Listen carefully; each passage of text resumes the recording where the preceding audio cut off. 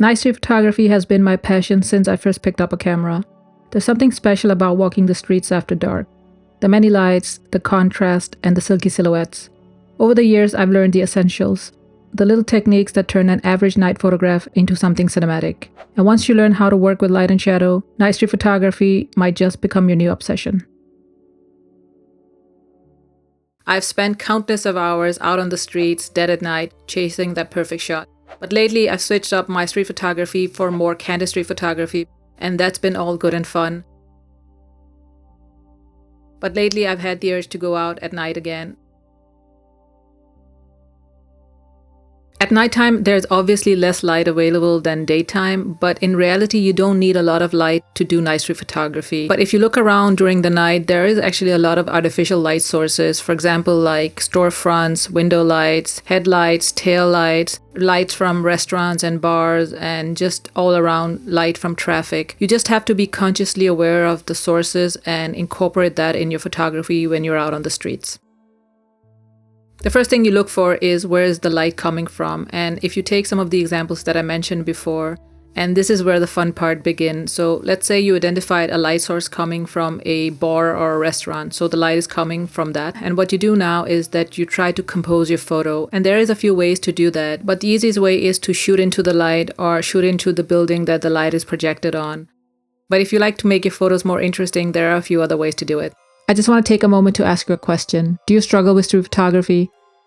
Maybe you are a beginner or aspiring street photographer, or perhaps you already started your journey. Getting started can feel overwhelming. It did for me when I started 9 years ago. I struggled with settings, how to shoot, and overcome fear.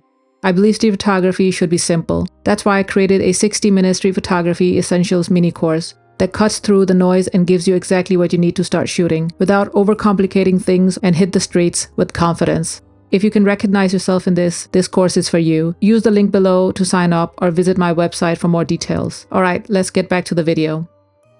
Don't be afraid of the shadows. Try to use the shadows to accentuate the blacks and shadows to really create that dramatic, moody atmosphere that most of us love. Using shadows is a great technique because shadows adds depth and mystery to your street photos.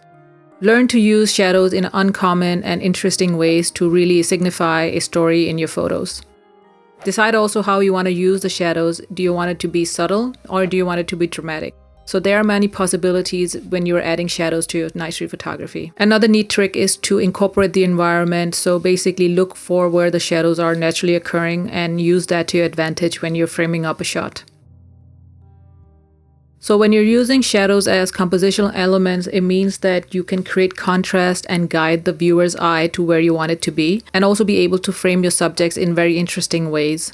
Bring attention and focus with shadows. So basically, shadows can be used to direct attention and bring focus in a variety of different ways.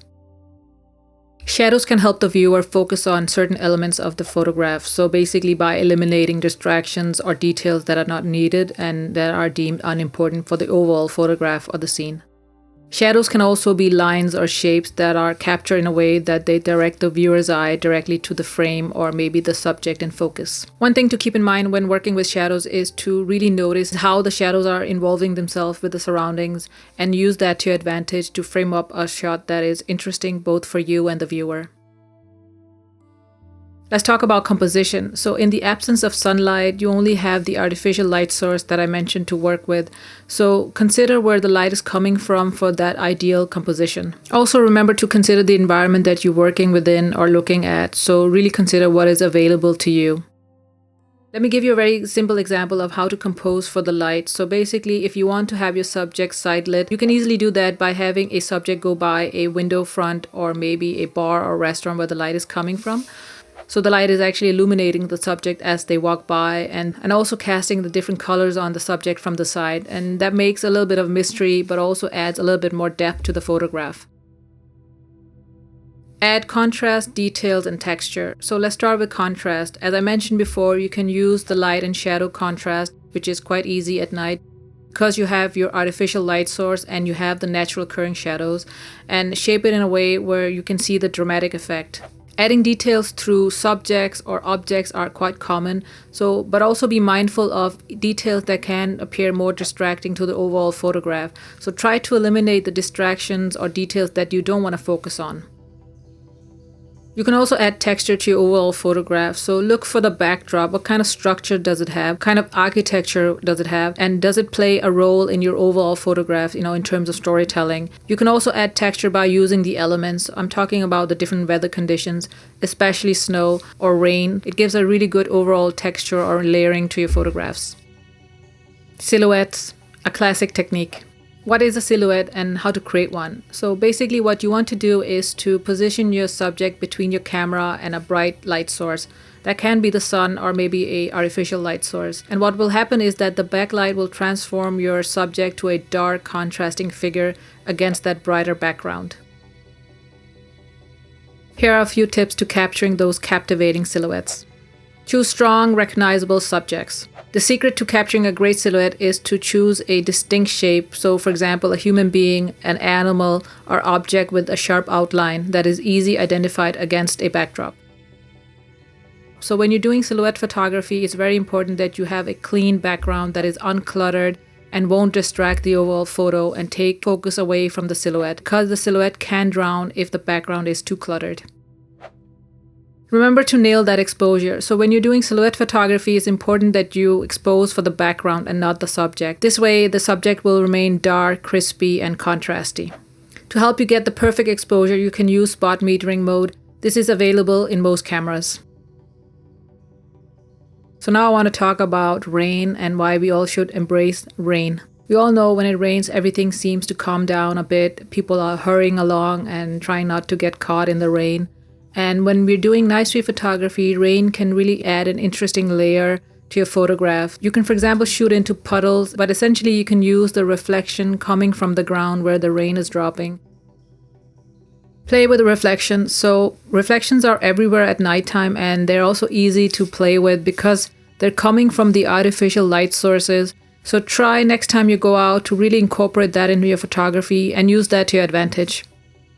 Add movements to your photographs. So experiment with motion blur. This is actually a technique that is underutilized by street photographers. I think some of the other techniques are more popular, like the silhouettes that I talked about earlier. But motion blur can add depth and mystery to your photographs because the viewer doesn't exactly know what's going on in the photograph, depending on how much motion blur that you're using. Essentially, there are two types of motion blur. So the first one is where the background is blurred but the subject is in focus, so this is also called panning. And the other one is that you have a focused background but the subject is blurry. And you can experiment with motion blur depending on what settings you use. So it's just all about going out and trying out different settings and what type of motion blur that you're looking for. I use a black mist filter because it enhances the mood and atmospheres of my photographs. And also it's an easy way to get that filmic, maybe also cinematic look. And a black mist filter is designed to get that diffused, hazy, dreamy look that you can really easily add to your photographs. I mostly do night street photography using my Sony a7C, and the main reason for that is I have a lot of fast prime lenses that I bought for that specific reason. And my settings are that I always shoot in RAW because I wanted to edit my photo and have the full control in post. I set the aperture to 2.8, and that is because I want to have a little bit more depth of field than 2.0 or 1.8 can provide. And the ISO is more of a range, so it's between 800 ISO to 3200 ISO.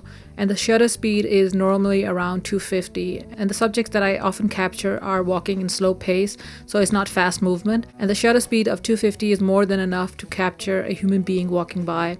So those are my settings, but again, it really depends on the light conditions that I'm working with. As I mentioned, I love night street photography, and I've done it years on end, going out dead of night. I've been distracted by doing day street photography with my Fuji X100V, but lately I've been feeling the pull to go out on the streets again, dead of night. Maybe you will too. Take care, see you in the next one.